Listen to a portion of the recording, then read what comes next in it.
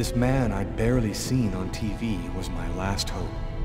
I didn't know what connection there could be between the Mayans and what had happened to me, but at that point, I was ready to accept any explanation that could make sense out of the nightmare that my life had become. Hello, I'm a journalist, and I have an appointment with Professor Kuriakin. The professor's waiting for you.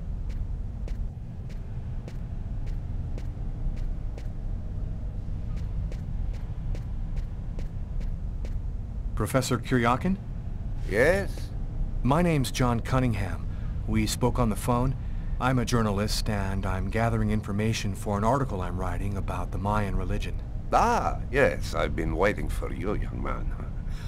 What paper did you say you write for once again?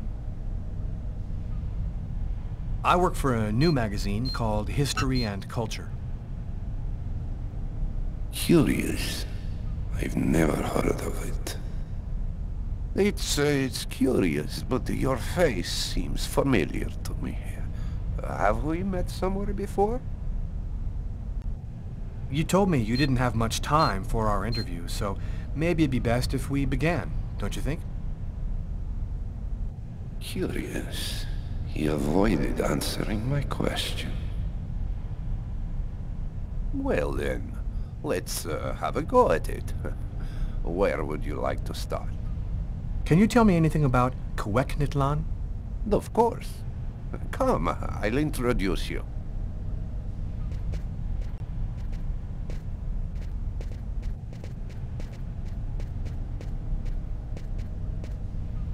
You see before you the ancient Mayan god Kueknitlan, the serpent with the two heads.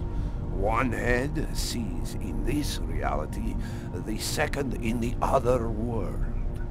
By opening both mouths, the Mayan oracles could see through the serpent into the other world. One serpent with two heads, face to face. The same image I cut into my forearms. Could you explain this other world? Oh, the world beyond our own. The kingdom of the gods and the dead. The Mayans believed that human sacrifices allowed them to hear the voices of the deceased and see into the future. What exactly do we know about these oracles? Oh, not very much. They were very mysterious. They served as mystic liaisons, allowing man to connect with supernatural forces. If we can believe the ancient texts, the oracles possessed strange powers. What kind of powers did the oracles possess? Some passages mention a supernatural life force, permitting the oracle to live for several hundred years. Tell me, how did the sacrificial ceremony work? Come, I'll show you.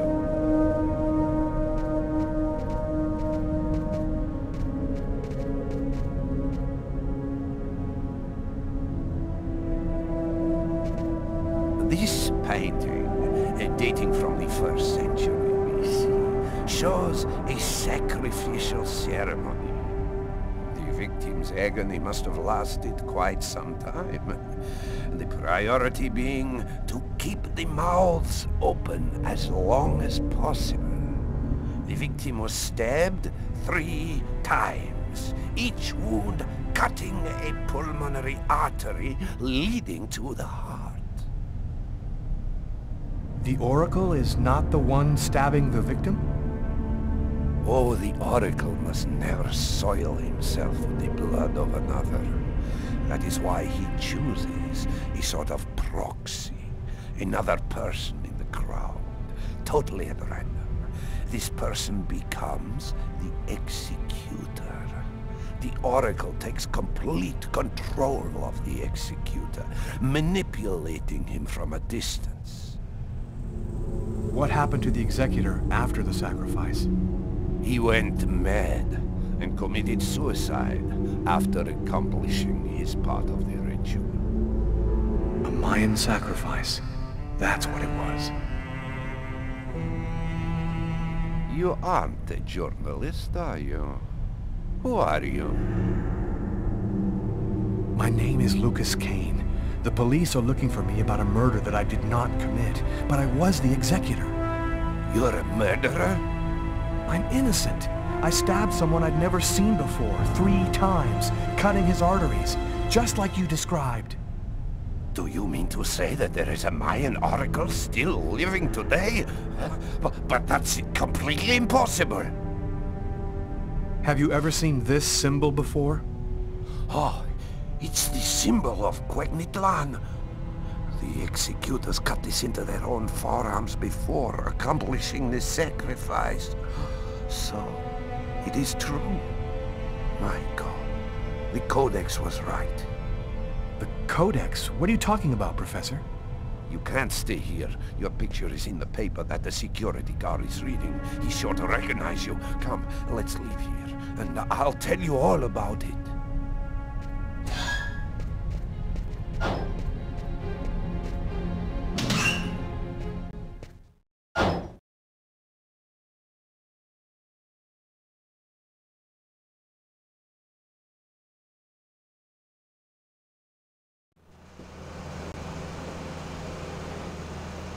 Thank you for your help, Professor.